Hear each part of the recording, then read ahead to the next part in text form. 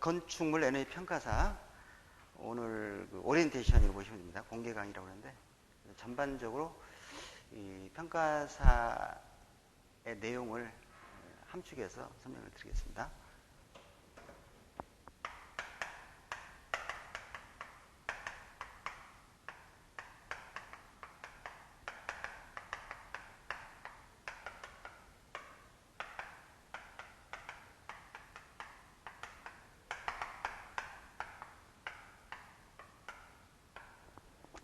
저는 김구원입니다. 다시 한번 인사드리겠습니다.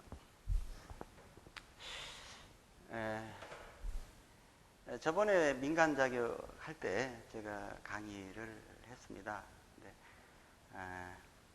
국가 자격으로 어쨌든 체계를 바꿔서 지금 공식적으로는 이제 1회가 되겠습니다. 그래서 NA 평가사를 관심을 가진 분들이 많은데, 뭐 아는 분들은 많이 미리 준비들 하시고 그러는데, 평가사에 대해서 이제 뭐 홍보를 하니까 이게 뭐지? 하고 이제 오시는 분도 있고, 그런 분들을 위해서 이제 오리엔테이션이 필요 하거든요. 자, 그럼 오늘 오리엔테이션은 이 평가사가 뭐냐? 도대체 왜 이 자격증이 나왔느냐? 그리고 하는 업무랄지, 또 출제 기준에 따라서 공부하는 방법, 그 정도 해서 어떻게 이 진도를 나갈 것인가. 앞으로 지금 나가는 거는 그 문제풀이 특강 개념이거든요. 이론은 따로 이제 개강을 또 할 겁니다. 근데 이번에는 한 달 좀 더 되죠. 문제풀이 위주로 해서 실전 문제로 할 겁니다. 이 건축물 에너지 평가사, 건축물이기 때문에 건축물만 가지고 하겠죠. 공장은 아닙니다. 그래서 이게 국토교통부입니다. 국토교통부에서 시행하는 자격증이고, 원래 그 법령은 녹색 건축물 조성 지원법인데 그 전에 그거는 교통부고요. 그 전에 먼저 나온 법이 모법이라고 해요. 모법이 저탄소 녹색 성장 기본법, 그린 그로스 해가지고 이명박 대통령의 작품입니다. 제가 볼 때 그때 물론 그 전에도 연구가 되어 있지만 그 정권에서 녹색 성장 아주 기체를 내걸었죠. 그러면 이게 법이 이게 나온 거는 결국은 우리의 의지에서 나온 게 아니라 국제적인 일종의 압력도 작용하죠. 그게 우리가 크게 보면은 전 세계적인 환경 문제와 연관돼요. 환경 문제는 크게 두 줄기의 흐름이 있습니다. 그 두 줄기, 세계 환경 문제가. 근데 제가 에너지 평가사에서 이거 따가지고 먹고 살 거 없냐 이렇게 단순히 생각하신 분도 있는데, 그 세계적인 흐름을 좀 같이 이해를 하셔야 돼요. 제가 우리 학생들한테 얘기할 때 지금도 그렇지만 앞으로 미래에는 어떤 분야가 뜨를 것 같냐? 안전 분야. 일단 우리나라 안전 분야 강화될 거란 말이에요. 그 다음에 환경 분야, 그리고 바로 에너지 분야. 이 세 개 분야는 앞으로 계속 강화될 것이다. 다른 분야에 비해서. 그래서 그 하나의 축, 물론 환경과 에너지는 연관이 되어 있지만 어떤 에너지 분야, 에너지, 이게 왜 중요하냐? 결국 환경 문제예요. 환경 문제의 큰 두 줄기의 흐름은 이랬습니다. 하나는 오존층 파괴 문제예요. 오존층 파괴 문제가 있고, 지구온난화 문제가 있어요. 지구온난화. 이 두 가지의 국제적인 이슈가 환경에 대두됐는데, 어떻든 지구온난화와 관계되죠. 이거는 근데 오존층 파괴 문제는 거의 해결된 걸로 지금 간주하고 있습니다. 많은 학자들도 그렇고, 오존층이라고 하는 어떤 지구가 있으면은 태양으로부터 지구로 오는 그 아주 위의 광선, 자외선 A, B, C 뭐 같은 그런 위의 자외선을 이 지구로 들어오면은 특히 UVC 하고 B가 문제, C가 특히 더 문제고 A는 좀 괜찮습니다. 그쪽도 우리가 나와요. 이 본문에 그 자외선 문제 나오는데, 이 위의 자외선을 차단하는 게 오존층이다. 아주 얇은 오존층이 위의 자외선을 커버하는 역할은, 이게 이제 파괴되더라. 그 파괴되는 주범은 프레온을 위주로 한 할로게나탄화수소군, 그러니까 이런 그 합성 물질입니다. 그러니까 냉매라고 하는 그런 또 소화약제 하론 같은 CFC, 나중에 나와요. 그것도 CFC, CHFC, HFC 이렇게 그런 CFC 이게 물질이, 그래서 그거를 줄이는 노력을 해서 대체냉매랄지 R1342랄지 이런 등등 해서 어떻든 해결됐다라고 보는데, 하여튼 그 문제도 할 말이 많습니다. 어떤 듀폰사의 어떤 물질 특허와 관련이 있는 모종의 어떤 전략 아닌가 싶기도 하고요. 어쨌든 이거는 해결됐다고 보고, 어느 정도 특히 요새 이슈가 안 되니까. 근데 지구 온난화는 이게 이제 지구가 더워지고 있다. 이 뭔가 물질이 지구 온난화를 일으키는 그 온실가스라고 하는 그린하우스 가스수 여러 가지입니다. 여러 가지 온실가스라고 하는 특히 그 삼원자 분자입니다. 그러니까 삼원자 분자니까 물 H2O라고 하는 것이 가장 문제인데, 물은 온실가스 규제할 수가 없죠. 태평양을 말리게 할 수가 없고, 그죠? 그러니까 물이 수증기가 있기 때문에 지구가 이렇게 온난화됐습니다. 이게 그 살만한 온실 효과가 없으면은 다 죽어요. 달처럼 낮에는 덥고 밤에는 얼어 죽죠. 그래서 이 온실 효과, 그린하우스 이펙트에 의해서 지구가 살만한 땅이 된 건데, 문제는 과도하게 온실가스 발생해서 너무 덥다. 그래서 외부로부터 오는 에너지와 지구로부터 외부로 가는 에너지가 항상 같아집니다. 달라지면 어때요? 이게 많으면은 지구는 더워지고 계속 온도가 올라가죠. 다 죽습니다. 항상 평형 상태는데, 그 평형 상태가 되는 온도가 문제예요.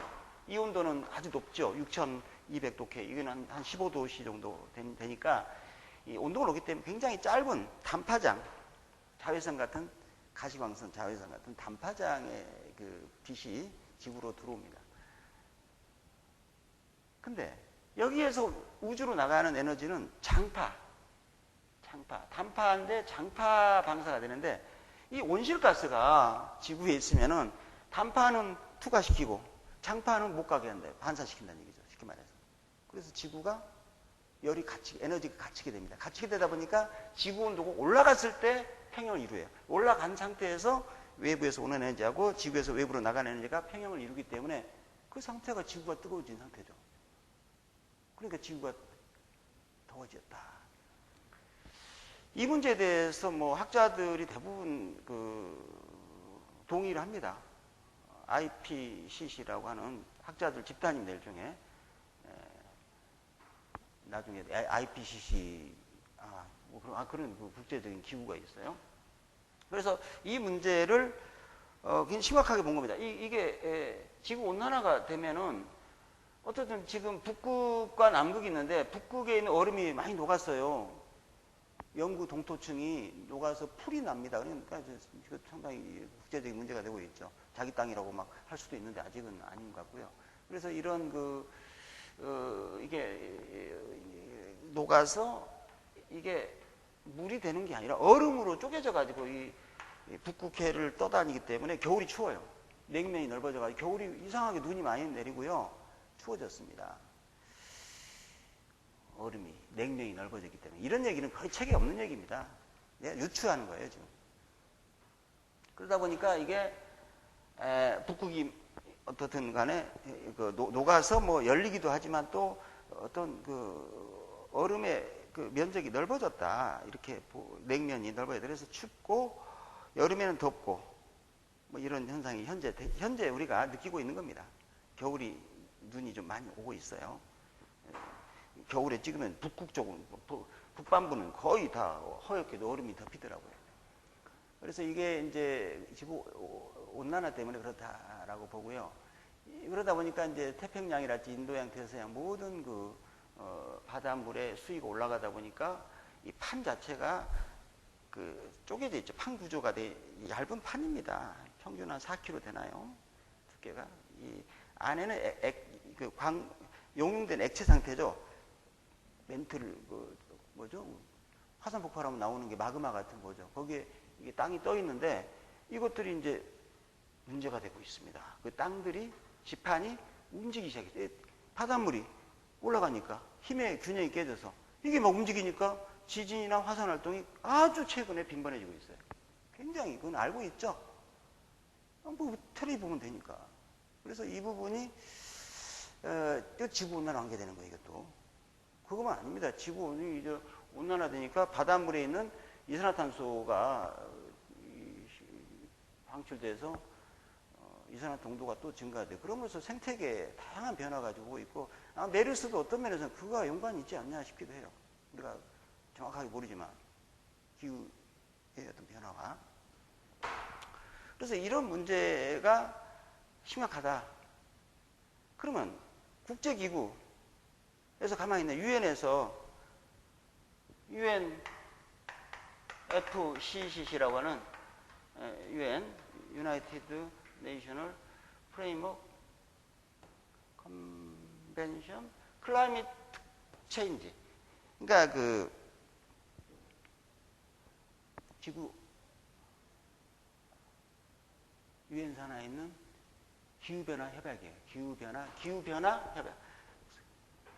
협약 사무국. 기후변화 협약 사무국. 여기에서 이 온실가스를 규제하자 해서 여기에 대한 어떤 가장 확실한 변화를 준 게 COP3이라고 하는 그 도쿄 협약이에요. 도쿄 의정서. COP라는 것은 우리 그거 배우니까 어떤 사람은 냉동기 배울 때 그 성적 계수 아니냐? 그거 아니에요. 그 COP는 그것도 COP인데 Coefficient of Performance 해가지고 성적 계수고 이거는 당사국 회의라고 하는 겁니다. Conference of Parties. 우리가 그 기후변화 협약에 서명한 그 협약국이죠. 협약국 당사국들이 매년 한 번씩 회의를 냅니다. 이 문제를 해결하게 회의를 내는데 요번에 올해가 지금 19차입니까? 19차인가? 나도 자세히 모르. 매년이니까 어디서 열리는지 모르겠네요. 여기저기 열리더라고. 우리나라도 아마 한번 열릴 것 같은데. 하여튼 여기에서 이제 3차 회의에서 이 지구 온난화를 발생시키는 온실가스를 규제하자. 그렇다고 H2O는 규제 못하니까 빼버리고 그 다음에 타자가 이산화탄소. 요게 지금 옛날에는 280 정도의 ppm이었는데요. 요새 측정해 보니까 400은 안 돼도 한 350 정도. 지역마다 다르겠지만 이렇게 이제 그 농도 올라가니까 이러다가 이산화탄소가 너무 많이 이게 이제 삼원자 분자이기 때문에 온실가스란 말이에요. 지구 온실 효과를. 그 다음에 이제 이게 첫 번째 타자고 가장 이게 문제가 되고 양은 적지만 문제되는 게 N2O 같은 아산화질소 같은 거. 이것도 문제예요. 이거는 양이 적어도 나중에 GWP라고 지구온난화 지수. 나중에 다 이거 용어, 지금 이거 시험 나올 수 있어요. 1차에서 사실은. 이거 시험, 이것도 하나의 뭔가 환경 문제니까. 이게 나온, 태동한 이유가 뭐냐 이거야. 거슬감 이런 것 때문에 태동한 거니까. 오존 파괴 ODP라고 그래서 오존 파괴 지수, 지구온난화 지수. 나중에 다 용어들 상식적으로 알아둘 필요가 있어요. 이게 무슨 뜻이냐. 그래서, 이게 높다 이거죠. 그 다음에 메탄. 메탄.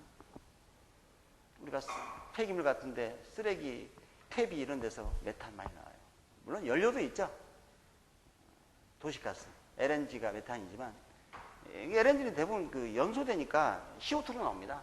물하고. 연소 상태에서. 근데 자연계에 있는 메탄이 있어요. 썩을 때 나오는 거. 그 다음에 이 오존층 문제 때문에 이제 오존층 파괴 안 되는 거 없냐 해가지고 이제 새로운 냉매를 만든 게 HFC예요. HFC계 여러 가지죠. 수소, 불소, 탄소니까 수화, 불화탄소? 그렇게 읽을 수 있는데 수소, 불화탄소 이렇게 그러니까 수화, 불화탄소 이렇게 해도 돼요. 근데 명칭은 수소, 불화탄소 그죠? 이렇게 보통 돼 있습니다. 또 냉매고요. 여러 가지 냉매. R134A 유명한 또 요새 이거 여기 어디냐? 많이는 410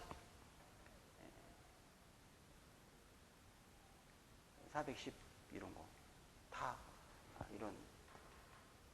그러니까 오존 파괴 지수는 제로예요. ODP는 제로인데 GWP가 크니까 그 오존 파괴 그 물질은 아닌데 온실가스로 규제를 해요.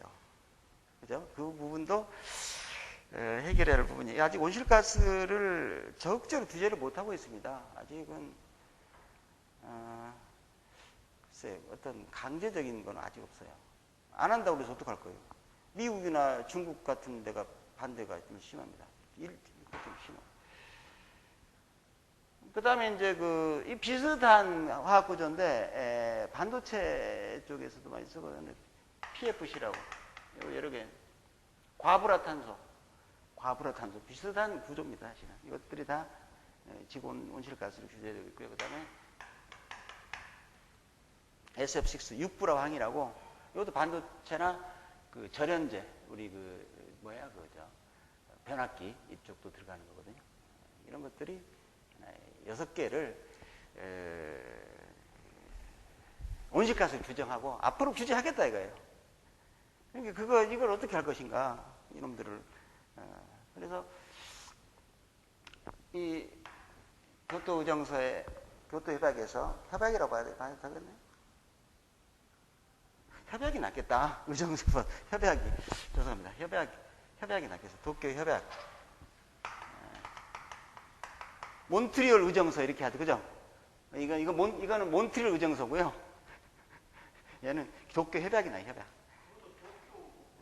의정서라고도 하는데 협약이 더 낫지 않나. 그냥 거기 사인했기 때문에.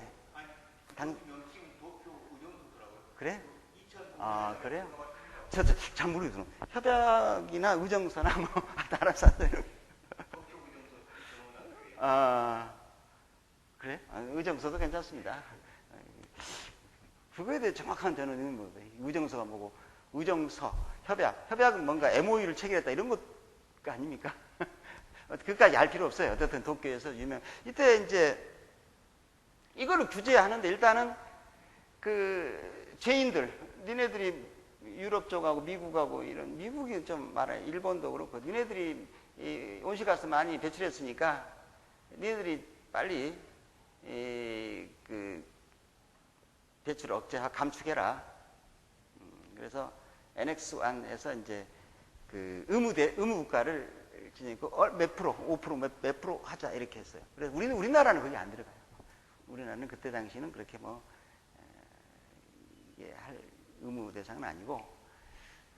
그래서 이제 그럼 어떻게 온실가스를 규제할 것인가 논의해보자 해서 협약에서 여기서 중요한 3가지를 결정했습니다.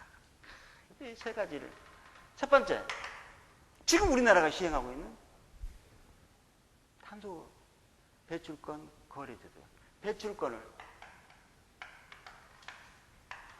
거래하자. 제도라고 해도 돼. 탄소 배출권을 거래하고요. 우리나라 뭐 탄소 배출권인데 정확하게 우리나라는 온실가스 배출권이에요. 좀 다르거든요. 탄소 배출권하고 온실가스 사실 다릅니다. 같다고 하는데 탄소는 탄소고 온실가스는 CO2니까 양이 달라요. 우리나라 지금 법은 온실가스. 그러니까 저탄소 녹색 성장 기본법이 나오고요. 이게 이제 국무조정실이니까 국무총리라고 볼까요? 국무총리라고 봅시다. 어떤 법 자체가 어떤 그 중앙 부처에 있는 게 아니라 전 부처에 거쳐서 이 법이 있는 거예요. 가장 이쪽은 모법이다. 이렇게 보시고. 여기에서 이제 장관 세 명이 있어요. 우리 지금 그 NA 평가사 관련된 국토교통부 장관이죠. 장관이라 합시다. 그 다음에 산업, 통상, 자원부가 있고요. 부장관, 그 다음에 환경부가 있어요. 장관이라고 합시다. 여기서 이제 법을 하나 만들었어요. 여기가 모법이고 하위법인데 이게 녹색 건축물 조성 지원법입니다. 우리 법이에요. 이 밑에 뭐 또 요새 뭐 유명한 시행령, 시행규칙이 있고 또 그 규칙이 있고 고시 있고 막 세부 어떤 기준들이 있습니다. 어떤 그런데 어떤 녹색 건축물 조성 지원법이라고 하는. 요즘에 그 돌아가는 거 보니까 대통령이 시행령을 갖다 가지고 뭐 시행령이라고 하는 건 대통령령이고요. 국무총리령도 있고 장관령도 있는데 내가 볼 때 영은 옛날에 어명이요. 어명을 거슬리면요 그냥 죽입니다. 옛날에 그죠? 기분 나쁠 것 같아요. 대통령이 내 시행령을 손본다? 이것들 봐라. 내가 대통령인데 몰랐어요. 그런 것 같아요. 그죠? 예? 시행령 손댄다고. 시행령에 대해서 알고 한다고. 지금 국회법에서 의해서 옛날에는 이건데 요새는 이거 못하니까 거부권 행사하고 그 다음에 승기를 무작위 났더라고요. 그죠?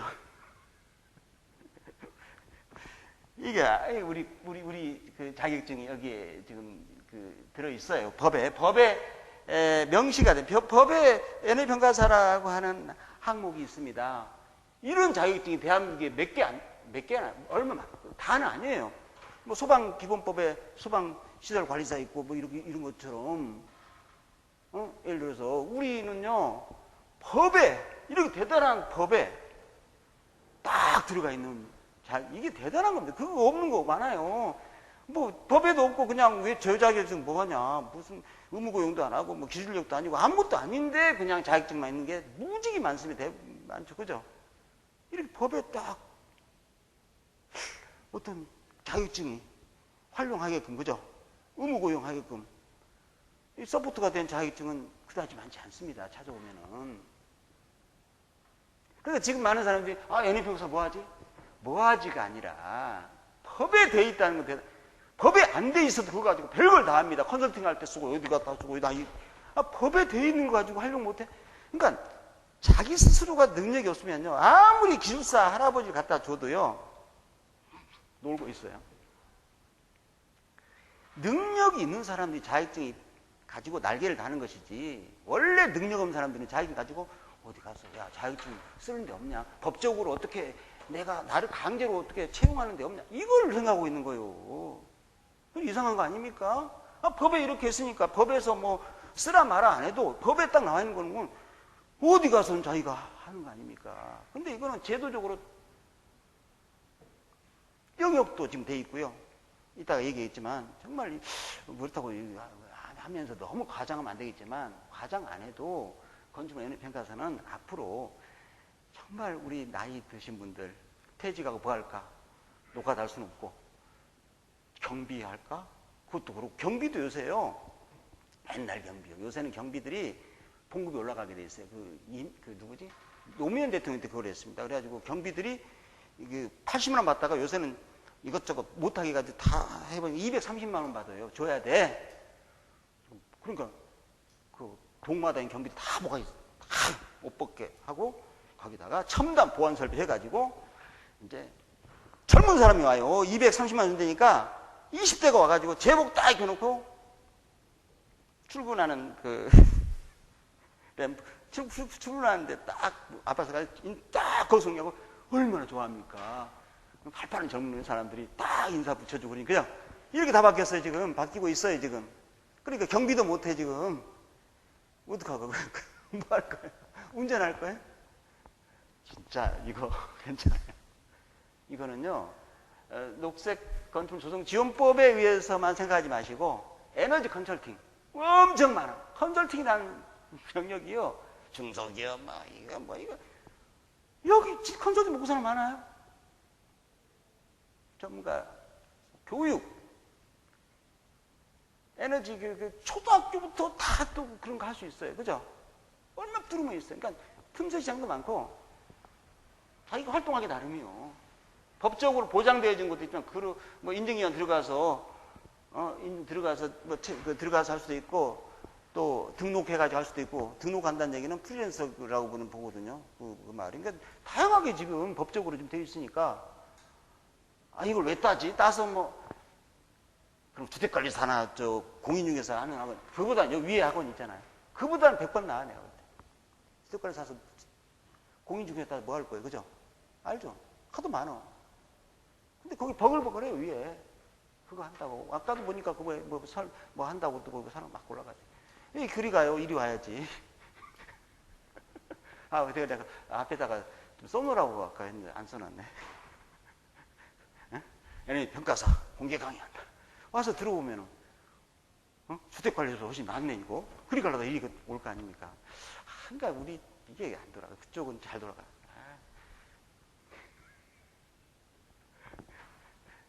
통상산업자원부는 원래 이게 에너지를 그동안에 원래 동력자원부 옛날에 했다가 에너지 아닙니까 이쪽이. 그러니까 사실 이거 있어 할 게 없어요 내가 볼 때. 에너지용합력법이 옛날부터 있었으니까 아주 오래된 법이에요. 근데 또 안 할 수도 없고 다른 데 하는데 우리도 그래서 좀 에너지용합법은 뭐 말이 길어. 그러니까 너무 길어. 그러니까 기니까 요새 에너지관리공단 관리공단 옛날 옛날 뭡니까? 권위주의적인 정부 시대는 관리, 이게 요새는 국민과 같이 더불어 가야 되고, 뭔가 에너지 정책, 또 포괄적으로 인문과 꼭 그러니까 에너지 관리 공단 하면은 꼭 기술적인, 세부적인 것만 생각하고 그냥 밑바닥에서 뭐 하는 거 아니라 이제는 좀 우리도 정책도 하고 뭔가 통합해서 크게 놀자 해가지고 한국 에너지 공단을 바꿨어요, 이번에. 이름도 바꿨어. 에너지 공단, 한국 에너지 공단으로. 관리를 뺐고 한국 했어요. 그죠? 뭔가 새롭게 지금 에너지공단의 위상이 굉장히 크거든요. 이런 게 있으면요 에너지공단 위상이 커져요. 왜냐하면 지금 우리나라에서 국토교통부에도 산하기관 없습니까? 많아요. 그런데도 국토교통부의 자격증을 에너지공단 한국에너지공단에서 시행한다는 것은 그만큼 이유가 있습니다.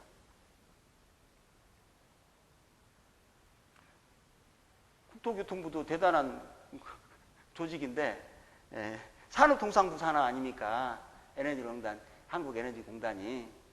그래서 에너지법이라고 그래서 하나 만들었어요. 물론 에너지협력법하고 연관이 있지만 좀 더 포괄적인 개념을 담고자. 거기에 없는 뭔가를 새롭게 그릇을 조금 추가적으로 해서 뭔가 에너지법 하면은 좀 그릇이 더 커 보이잖아요. 에너지 합리하면 합리화가 뭐냐? 또 설명해야 되는데 에너지 하면 에너지 몰라? 에너지는 다 우리야. 그죠? 에너지법 생겼어요. 내용은 내가 볼 때 별 볼 일 없어. 내용은 그다지 뭐 없는데 그래도 에너지법. 에너지 합력법이 그동안에 전통적으로 오래됐기 때문에 거기에 웬만한 다 있어요.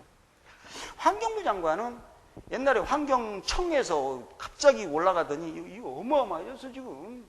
옛날에 공무원들이 환경청 다니면 뭐냐 이거 뭐 이상한 뭐 쓰레기나 다루고 뭐 분뇨. 요새 환경은요 파워가 막강합니다. 그러니까 옛날에 그 공무원대도 이런 데는 안 가려고 그랬는데 형님 글쎄 답이 많아. 이거 뭐가 많은데 이거 내가 보니까 새롭게 이게 뭐지? 온실가스 그 배출권 거래 제도가 일본도 안 하고 중국도 안 하고 우리가 지금 하잖아요. 야, 대단한 나라입니다. 이거 쉽지가 않거든요. 지금 기업들은 되게 불만이 많아요. 이것도 앉아면 이게 지금 우리가요, 이걸 얘기 드린 거는 에너지 평가사에 머무르지 말라는 얘기죠. 지금 여기서 온실가 배출권, 할당하고요, 거래에 대한 거래 제도가 있어요. 거래 제도가 있는데, 거래에 대한 법률, 거래에 관한, 법률, 뭐, 이런 법이, 최근에 나온 거예요. 온실가 배출권. 그러니까 이제 이 집은 건축물이니까, 야, 건축물 해봐야 지금 이 온실가 배출권인데, 이거 얘기 드리면 오늘 또 다 가요. 근데 굉장히 중요한 부분입니다. 지금 이게 온실가 배출권, 탄소 배출권이랄지 좀 다르지만 개념이 같게 옵니다. 그 거래 제도가 우리나라에서 시행하고 있습니다, 지금. 거의 한 500 몇 개, 600 가까이 그 업체들이 지금 할당을 받아가지고, 거래를 하라는데, 거래는 안 돼요. 거의 안 되고 있어요.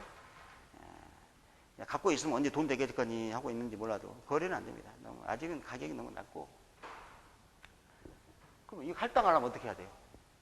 이거 할당하려면 누가 할당합니까? 어떻게 할당할 거예요? 그래서 작년에 부랴부랴 나온 자격증. 이게 가스 관리 기사, 산업기사.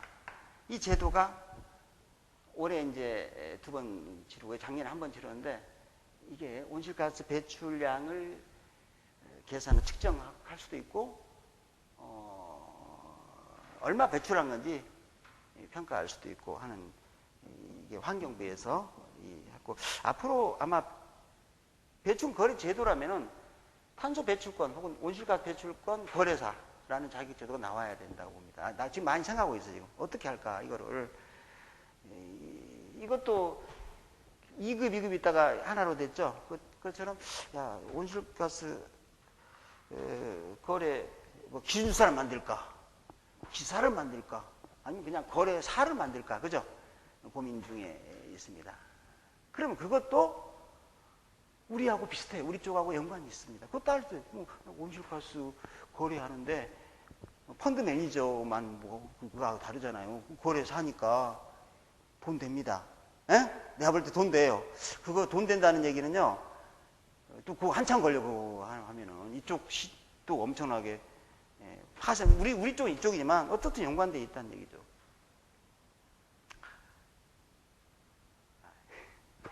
그러니까 한번 전체를 보자는 얘기예요. 이게 여기에서 이렇게 갔는데, 그래서 이쪽은 우리가 이걸 하기 위해서 어떻든 온실가스 문제 해결하기 위해서 채찍과 당근인데, 이쪽은 채찍이야. 항공부는 규제, 채찍이고요.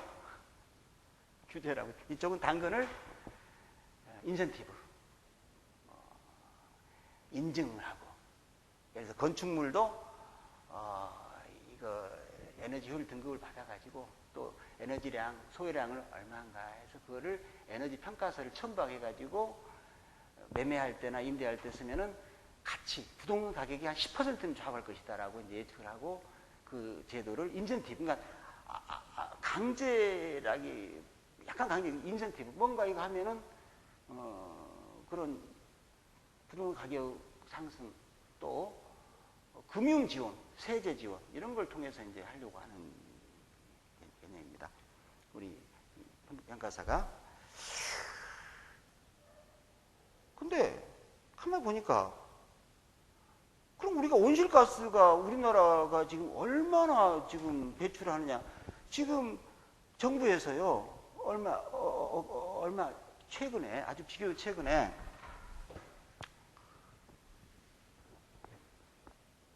온실가스 배출 목표치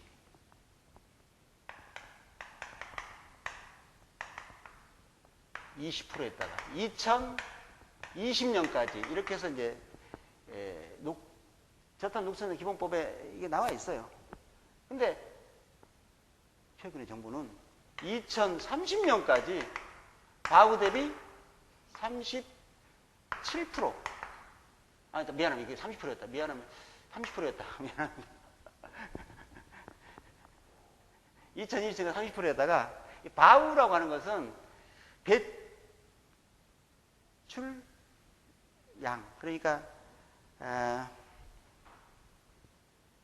우리말로 뭐라고 하지? 추정 배출량? 아니, 잠깐만. 갑자기 있어요. 예를 들어 우리가 이러한 온실가스 감축 노력을 안 했을 때 2030년에는 얼마나 배출될 것인가?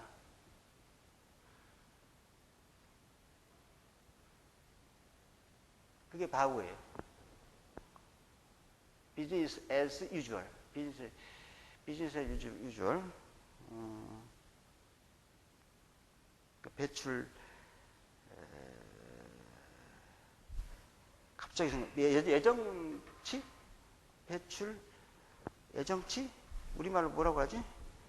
그러니까 이제 우리가 아무 조치도 안 하고 가만히 있으면 2030년 이만큼 배출될 거다.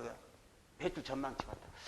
배출 전망치. 저도 나이가 드니까요, 자꾸 이 용어가 안 떠올라. 배출 전망치라고 그래서 business as usual. 그래서 요게 제가 이제 저는 이렇게 생각하거든요. 뭐 숫자 개념이 잘 없으니까 한 사람이요, 1개인이 1년에 탄소 배출량이 얼마냐 하면은 1톤이에요. 어바우트로. 1인당 1년에, 연이라는 것은 year, annual, A라고 하고 Y라고. 1년에 한 사람당 탄소톤, 1탄소톤을 배출한다고 보시면 돼요. 말이 쉽죠? 그런데 나는 그렇게 배출하는데 실제는 곱하기 10배야. 왜냐하면 자동차도 있죠. 산업 부분도 있고 건물도 있고 이렇게 나 혼자 생활하는데 1톤이지만 다른 요소까지 합하면은 나 때문에 10배. 내가 아침에 차 타고 왔잖아요. 차에서 배출되는 것도 있고 난방 냉방 하죠. 예? 그러니까 1인 생활에 의해서는 이거지만 10배니까 10톤이죠. 10톤이죠. 10톤. 5천만 명이에요. 우리 인구수가.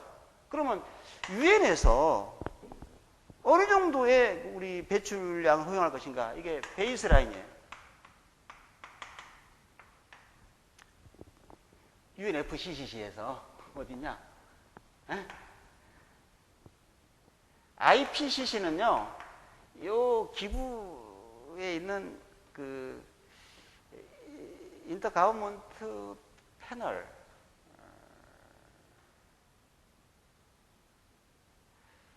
이게 클라이미트 체인지? 어떤 기후변화 정부 간 패널이에요. 정부 간 패널. 그러니까 여기에는 많은 학자들이 매체가 한 5천 명 있나요? 학자들 말이에요. 전 세계적으로. 그러니까 굉장히 대단한. 그러니까 이 IPCC에서 지구 온난화에 대한 어떤 뭐랄까요? 신여 역할합니다. 어떤 학문적인 서포트도 해주고 있고요. 근데 이제 어떤 놈들은 되게 큰 어떤 산업 기업을 하거나 이렇게 하는 사람들은 좀 안 좋게 봐요, 이거. 그냥 또 뭐냐, 뭐 좀 해보려니까 뭐 이거 또 장애물 아니냐. 그래서 어떤 사람들은 이렇게, 뭐 기후 온난화, 기후변화? 야, 가만히 보니까 태양 활동하고 연관돼 있어. 태양 활동이 강해지면 흑점이라 활동을 지구가 뜨거워지고, 태양 활동이 좀 줄어지면 원래 그렇게 돼 있어. 온도가 떨어지니 지금 온도 올라가면 태양 활동하고 있으면 무슨 뭐 이거 한 게 있냐 이렇게 얘기를 해요. 그 사람 목소리 크지 않아요. 그래도 목소리가 있어요. 근데 이제 이 IPCC에서는 그래? 미국 부통령 누구지? 옛날에 이쪽에 고아라는 사람인데 뭐냐? 물론 태양 활동과 지구 온도가 연동돼 있지만 그 이외에도 인간 활동, 인간에 의해서도 추가적으로 기후변화에 영향을 주고 있다. 그 요소가 있다 이거요. 물론 그것도 뭐 무시할 수 없지만, 그리고 한 가지 제 개인적인 소견인데요. 이게 왜 중요하냐면은 굉장히 중요해요. 인류의 생존에 엄청 중요한 겁니다. 어떤 사람은 어차피 해봐야 안 돼. 어차피 해봐야 야 좀 지구온난화를 좀 늦추지만 어차피 뭐 지구온난화 돼서 끝나는 거 아니야. 어차피 끝나는 거 마찬가지 아니야. 조금 시간을 벌지 모르 이렇게 또 하는 사람도 있어요. 어차피 뭐 이거 해봐야 안 돼. 어차피 끝났어. 근데 그게 아니에요. 저 같은 입장에서는요. 과학기술의 진보를 믿습니다. 여러 가지가 있어요. 지금 에너지 제로 빌딩, 에너지 제로 하우스 생각 그거 아니에요. 내가 용어 에너지 제로 소셜. 이 사회가 에너지 제로가 되는 거예요. 예를 들어서 원자력 발전 때문에 우리가 전기료가 싸가지고 지금 이거 폐업플랜 못하고 있는데 원자력 발전 말고 핵융합 발전이라는 게 있어요. 아직 실용 안 했지만 그 수소폭탄을 평화적인 핵융합로.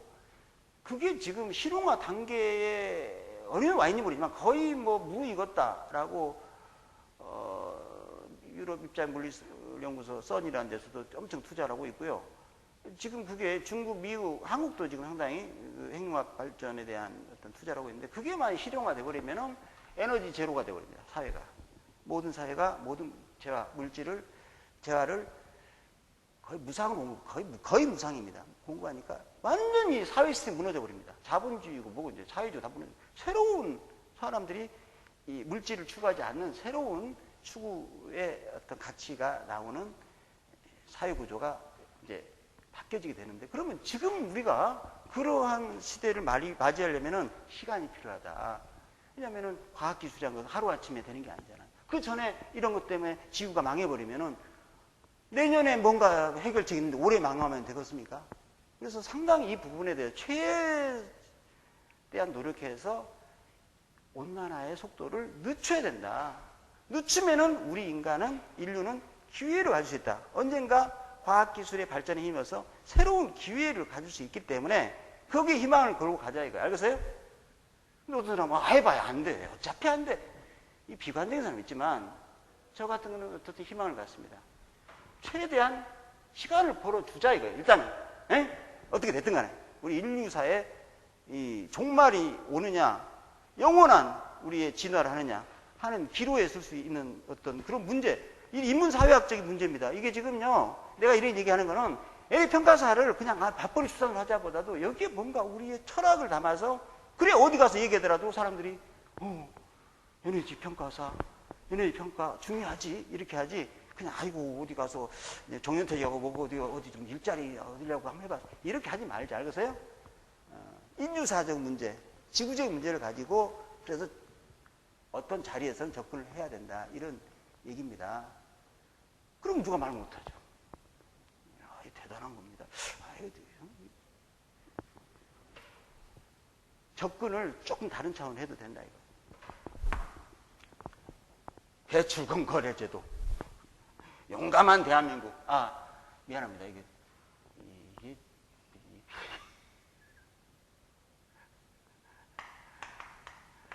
톤시 퍼 인당 1년에 곱하기 5천만 명 하니까 5억 톤 나옵니까? 연간 5억 톤. 이게 베이스라인으로 아마 유엔에서 할당을 할 겁니다.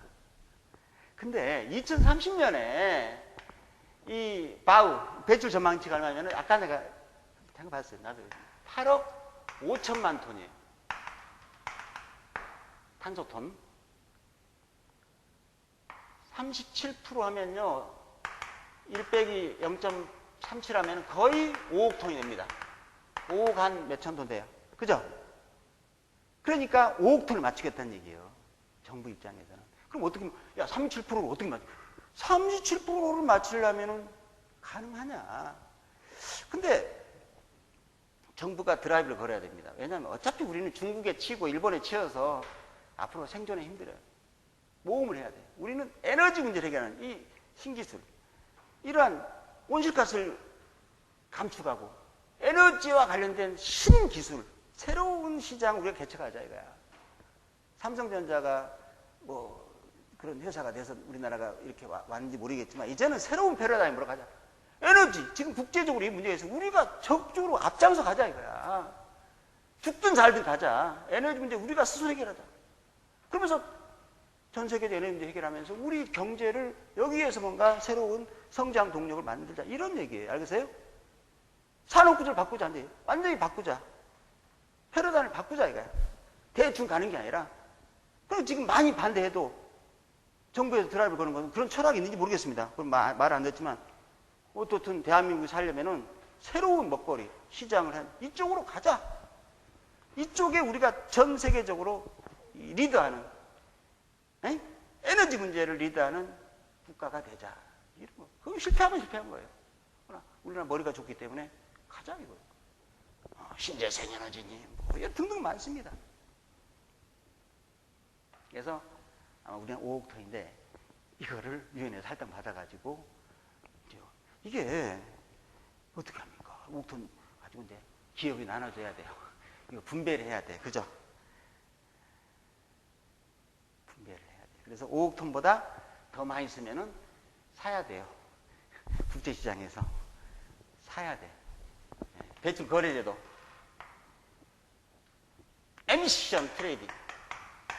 에미션 트레이딩에서 배출은 거래 제도를 통해서 국제시장에서 사든가 탄소에서 사와라 이거.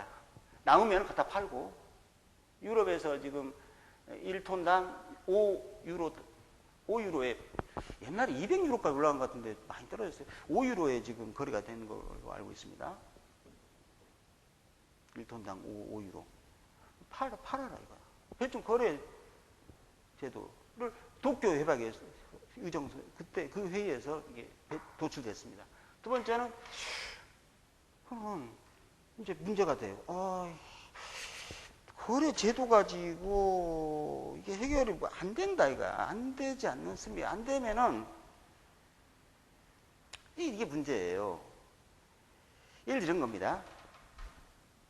이 컵을 하나 생산하는데 에너지가 100을 쓴다. 원단이란 게 있어요. 원단이란 것도 있습니다. 에너지를, 그게 원단입니다. 에너지 원단이. 근데, 야, 이거 하나 생산하는데 탄소 배출량이 얼마다? 100이다. 제일 잘 만드는 사람이 100인데 너는 얼마야? 너는 150 들어간다. 야, 50 깎아라. 안 깎어? 안 깎으면 뭐 규제를 하겠다. 이런 개념이 낫죠. 원단위 개념을 하는 게. 지금 그 개념이 없지만 원단위 개념을 하자. 이렇게 하고 싶어요. 그래야지 경제 발전이 됩니다. 왜냐면은 이걸 딱 묶어놔고 이게 캡 앤 트레이딩이라고 그래요. 캡을 씌워버리면요. 경제가 발전하려면은 지금 3.5%씩 발전합니까? 발전하려면은 투자도 많이 해야 되고 새로운 걸 만들어야 그러면 이거 넘어가 버리면 안 되잖아요. 그러니까 이 탄소 배출량을 줄이면서 발전해야 되니까 얼마나 더딥니까? 그죠? 경제 발전에 발목을 잡는다는 얘기죠. 어쩔 수 없을 것 같은데. 그러니까 중국에서는 뭐냐, 니네들이 다 해놓고 우리한테 왜 그래요? 우리 못해? 거의 사인도 안 하다가 얼마 전에 한 것 같아요. 몇 년 내 기억에 했다는 말은 들리던데 그 기후변화 협약에 미국도 늦게 했어요. 상당히 늦게 한 것 같아요. 중국도 그렇고. 그리고 특히 지금 문제가 중국하고 인도입니다. 이 나라들이 너무 인구가 많다 보니까 이제 막 경제 발전을 하려고 그래요. 이제 막 산소를 막 배출을 하려고 하니까 이걸 어떻게 베이스라인 치자 유엔에서 안 하고 우리가 안 한다 이거. 이제 우리 뭔가 경제를 좀 발전시키려고 하는데 왜 우리 가지고 그래? 니네들이 다 해놓고 이렇게 이제. 그래서 원단위 개념이 이제 좀 힘을 얻게 돼요. 그게 어떻게 되냐면은 요만한 에너지를 총 에너지를 쓰는데 탄소 온실가스 배출량이 얼마냐를 따지는 거예요. 이걸 뭐라고 그러지? 용어가 있는데 어떤 에너지를 쓸 때 그 에너지를 사용했을 때 국가가 그 온실가스가 몇 프로 나오느냐 이거야. 이거를 낮추겠다 이거 중국은. 요거를 뭐 30% 낮추겠다. 그러니까 중국은 거의 40% 50% 낮추겠다 해놓고 인도는 한 20% 30% 낮추겠다 했나? 그렇게, 아니, 보니까 그렇더라고. 인도하고 중국이 이런 개념으로 해서, 그러면 이렇게 되면 이제 발전할 수 있죠. 경제 성장 마음대로 할 수 있는데 대신 기술이 적용돼서 배출량을 줄일 수 있는, 그러니까 총량은 그 국가에, 뭐 중국에다 할당할 수 있는 온실가스량은 차차 늘어납니다. 왜? 경제 성장하니까. 그렇게 중국은 주장하고 있어요. 근데 그러면은 앞으로 중국 같은 나라 때문에 전 세계적인 그 탄소 배출량이 증가되니까 지구가 허용할 수 있는, 정화할 수 있는, 허용할 수 있는 총량보다 오버되면 어떡하느냐, 이런 생각을 하는 거예요. 그래서 중국에 설득을 하는데 중국에서는 뭔 말이냐, 우리는 이런 개념으로 가겠다. 우리가 온실가 배출 줄이되 경제가 성장하면 줄이겠다. 그죠? 이런 논리를 피고 있어요, 지금. 그러니까 각국의 입장이 지금, 이런 것들이 요새 이슈입니다. 근데 뭐 저 국제회의 갔다 오면은 이런 말 하면 안 돼요. 어떤 그 담당자들이 뭔 말인지 모르고 와가지고 회의를 했는데 뭔 말이냐 이러고 있으면 안 되겠죠. 그죠? 이런 걸 지금 심도하게 논의하고 있는데 국가마다 다 자기 입장이 다르고 상당히 이거 전문가들이 필요해요. 그러니까 이거 이런 컨설팅 지금 그래서 이런 거를 이제 기업에 나눠주고 지금 하고 있는데 문제가 많아요. 기업도 지금 이게 배주권이 가격이 올라가요. 올라가면 야 생산하지 마. 조업 중단하고 야 팔자. 그리고 우리 제품이 시장에서 야 잘 팔린다. 그럼 배추권 사가지고라도 더 늘리자. 이렇게 이제 할 거 아닙니까? 간단하게. 그러면 그러한 기업들의 탄소 배출권이라는 이러한 아이템을 가지고 기업 경영에 어떻게 반영할까요?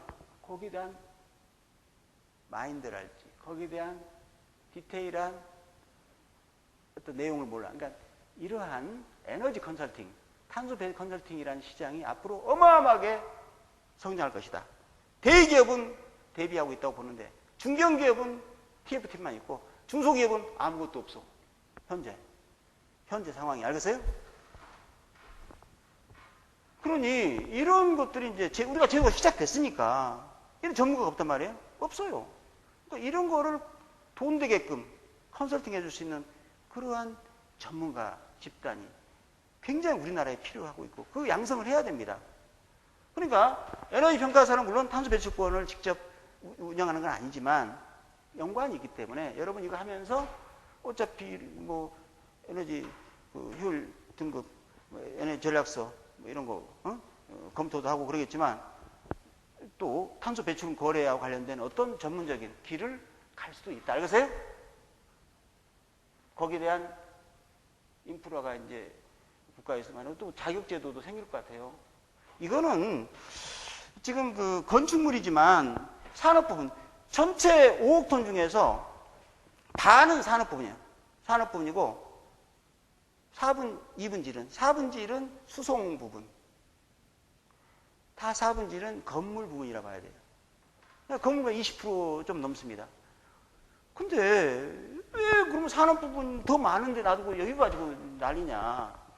산업 부분 손대면요 경제성이 안 돼요. 경기가 죽습니다. 그래서 산업 부분은 손을 쉽게 못 대요. 거기 샜다가는 수출 안 됩니다. 이래 버리니까 그거 손 못 대.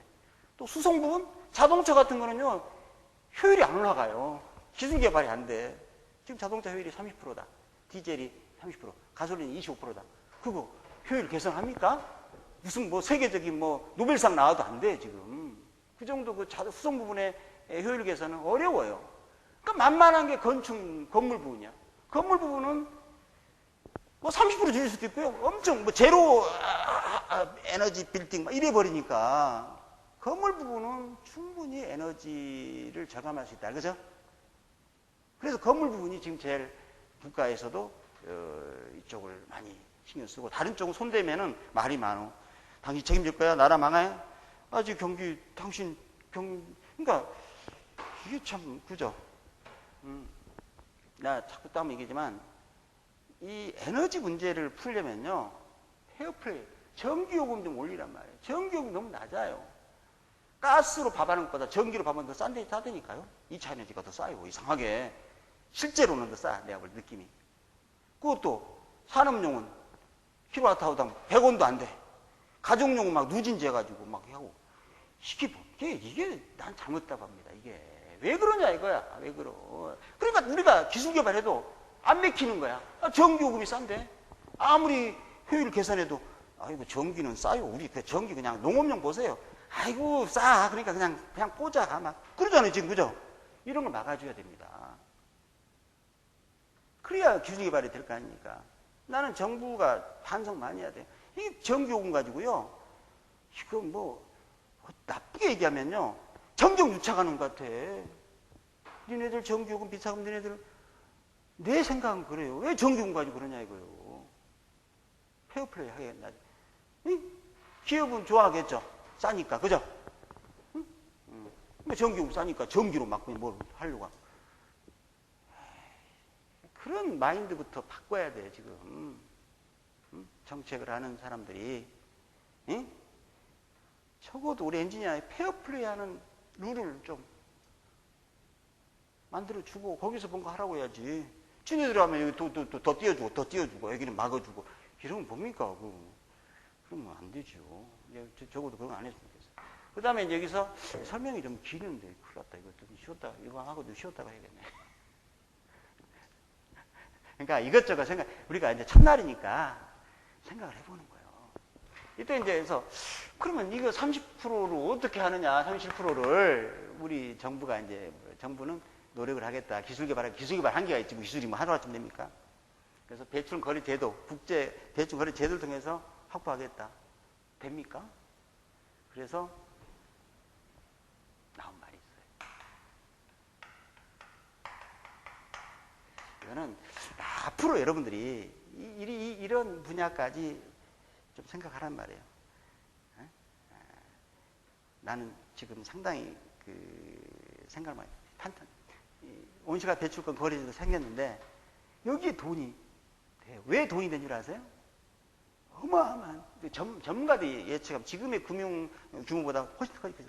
지금 나라마다 화폐를 제도를 두고 있습니다. 이건 일종의 화폐입니다. 국제적으로 지구가 허용할 수 있는 총량을 투자 그 안에서 거래되기 때문에 일종의 안정적인 화폐예요. 지금 그리스가 왜 그냥 막 재정적자하고 막 조폐공사에 막 돈을 찍어요. 그럼 어떻게 되겠습니까? 안 되잖아요. 그렇게 해서는 안 됩니다. 그러니까 이게 이제 문제가 되죠. 국가마다 서로 안 좋은 감정이 생기고 달러가 막 찍어버리면 중국이 또 뭐라고 하고 그죠? 그래서 일종의 이거는 어떤 면에서 앞으로 그런 문제 국제적인 어떤 일종의 화폐와 관계돼 금융과 관계되는 시스템이 될 수 있어요. 그죠? 전체를 꽉 씌워버리니까. CDM 사업이라 해서 클린 디벨롭먼트 메커니즘에서 청정 개발 체제라고 합니다. 이게 요새도 상당히 막 이슈가 되고 있는데 예를 들어서 NX1 뭐냐면은 의무 대상 국가 선진국이 책임이 선진국에서 이제 이게 좀 너무 적어서 불만이 있을 수 있죠. 그래서 그러면은 개발도상국가에 가서 니네들 기술 가지고 온실가스 감축 사업을 해라. 그럼 그거만큼은 우리가 CER이라는 크레디트 유엔에서 크레디트를 주겠다. 그게 돈이잖아요. 그래서 못 사는 나라 가서 좀 봉사도 하고 돈도 투자해서 그 나라는 감축 의무가 없어요. 그러나 그 나라에서 감축 사업을 했어요. 그래서 그걸 평가해서 그만 크레디트를 받아서 그만큼을 니네들이 가져가든가 아니면 그만큼 온실가스 배출을 절감했다든가 그래서 팔아먹어라. 그럼 그렇게 하면 할수록 유엔에서 발행하는 전체 총량은 늘어나죠. 이해되죠? 그게 또 문제야. 그것도 문제인데 어떻든 그렇게 돼 있고요. 그 다음에 조인트 임플리먼트 우리말로는 공동 실시, 공동 이행 제도라고 그랬어요. 이걸 이게 나눴는지 난 모르겠지만